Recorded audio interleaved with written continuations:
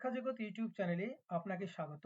বাংলা শিক্ষা পোর্টালে student promotion করে দেওয়ার পরে সর্বোচ্চ ক্লাসের বাচ্চারা ট্রান্সফার আউট হয়ে যাচ্ছে এবং সেক্ষেত্রে কোনো বাচ্চার তথ্য এডিট করার প্রয়োজন পড়লে আমরা কিভাবে সেই বাচ্চার তথ্যগুলি তারপর এডিট করব সে নিয়ে আলোচনা করব আজকের এই ভিডিওতে। এর জন্য আপনারা বাংলা শিক্ষা পোর্টালে লগ ইন করবেন। লগ ইন করার পর স্টুডেন্ট প্রমোশন অ্যান্ড ট্রান্সফার যে মেনু, সেই মেনুতে যে অ্যারো চিহ্ন আছে এখানে ক্লিক করবেন। এখানে ক্লিক করলে তার আন্ডারে থাকা সমস্ত লিঙ্ক বেরিয়ে আসবে। এর মধ্যে থেকে আমরা দুটো লিঙ্ক দিয়ে আমরা এই আপডেটের কাজটি করব। প্রথমত আপডেট স্টুডেন্টস বেসিক ডিটেলস, দ্বিতীয়ত আপডেট স্টুডেন্ট আইডেন্টিটি।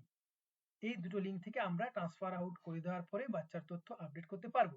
এখন কোন লিঙ্কটি থেকে কি কি তথ্য আপডেট করব সেটা আমরা বিশদে জানবো। প্রথমত আমরা আলোচনা করব আপডেট স্টুডেন্ট আইডেন্টিটি। এই লিঙ্কে ক্লিক করব এবং সেখান থেকে কি কি আপডেট করব সেটা দেখে নেব। এই লিঙ্কে ক্লিক করার পর আপনাদের সামনে একটা সার্চ বক্স খুলে যাবে।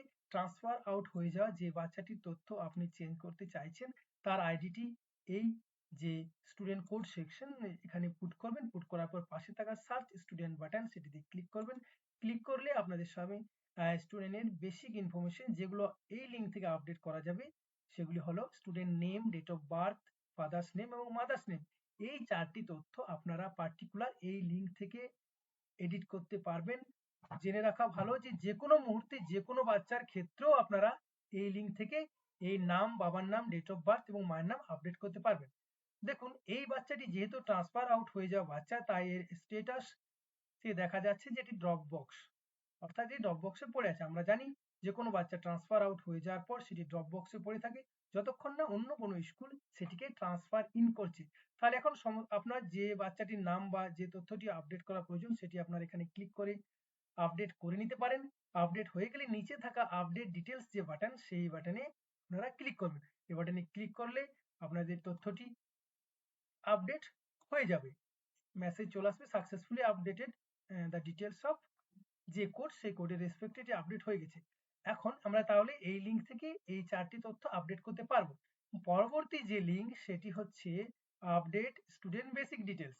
এই লিঙ্ক থেকে আমরা কি কি আপডেট করতে পারবো সেটা জেনে নেব। এই জন্য এখানে ক্লিক করবেন। এখানে ক্লিক করলে আপনার সামনে সেম ভাবে একটা সার্চ বক্স খুলবে। যে বাচ্চাটির তথ্য আপডেট করতে চাইছেন সেটি এখানে পুট করবেন। পুট করে পাশে থাকা সার্চ স্টুডেন্ট বাটনে ক্লিক করবেন।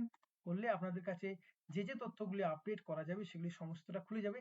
এক্ষেত্রে আমরা দেখছি যে বেসিক চারটা তথ্য যেটা আমরা একটু আগে এডিট করলাম, student name, date of birth, father's name, mother's name, এই চারটি তথ্য এখানে নন এডিটেবল হয়ে আছে, অর্থাৎ এখান থেকে এটা এডিট করতে পারবেন না।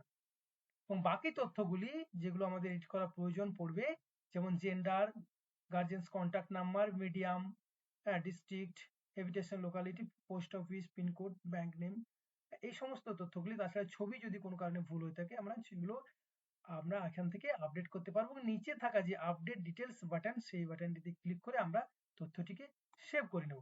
ট্রান্সফার আউটের পর যখন আপনারা স্টুডেন্টের তথ্য আপডেট করছেন এরপরে আপনাকে বাচ্চাটির টিসিটি নতুনভাবে ডাউনলোড করতে হবে যাতে করে আপডেট করা তথ্যটি সেখানে রিফ্লেক্ট হয়। এর জন্য আপনারা স্টুডেন্ট প্রমোশন অ্যান্ড ট্রান্সফার সেকশনে এসে তার নিচে থাকা স্টুডেন্ট ট্রান্সফার আউট যে লিঙ্ক সেখানে ক্লিক করবেন।